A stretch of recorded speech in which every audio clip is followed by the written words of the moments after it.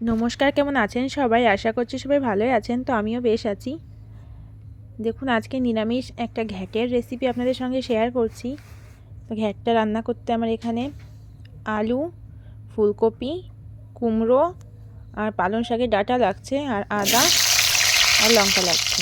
তো এই যে তেল দিয়ে দিয়েছি কড়াইয়ে, এবারে আলুগুলোকে দিয়ে দিচ্ছি। দেখুন, এই আলুটাকে ভালো করে লাল লাল করে ভেজে নেব। একইভাবে এই যে ফুলকপিগুলোও দিয়ে দিয়েছি, নেড়ে চেড়ে সামান্য হলুদ গুঁড়ো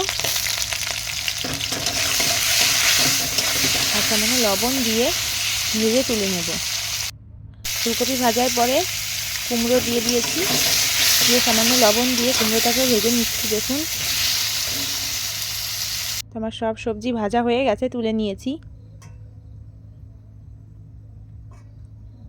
এবারে ওই সবজি ভাজা তেলের মধ্যেই পাঁচফোড়ন, তেজপাতা, শুকনো লঙ্কা ফোড়ন দিয়ে দিয়েছি, দিয়ে আদা আর লঙ্কা বাটা দিয়ে একটু কষিয়ে নেব। কষানো হয়ে গেলে কেটে রাখা পালং শাকের ডাঁটাগুলো দিয়ে কিছু সময় নেড়ে চেড়ে নেব।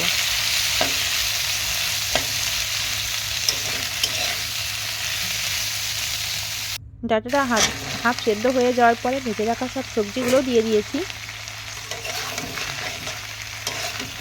দিয়ে ভালো করে কষিয়ে কষিয়ে রান্না করব। ভাজা ভাজা হয়ে গেলে তখন হলুদ গুঁড়ো আর স্বাদ মতো লবণ দিয়ে আরও ভালোভাবে কষিয়ে নেব। এই আদা বাটা আর লঙ্কার সঙ্গে ভালো করে কষিয়ে নিয়েছি। তারপরে সবজিটা ভাজা ভাজা হয়ে গেলে সামান্য জল দিয়ে ঢেকে ঢেকে রান্না করব।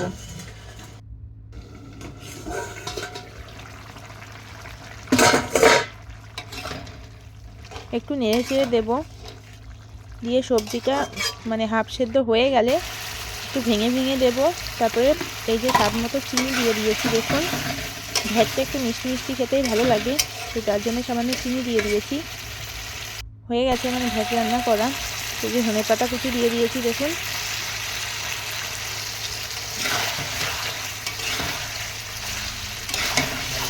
একটু নাড়িয়ে চাড়িয়ে একটু শুকনো শুকনো করে নেব।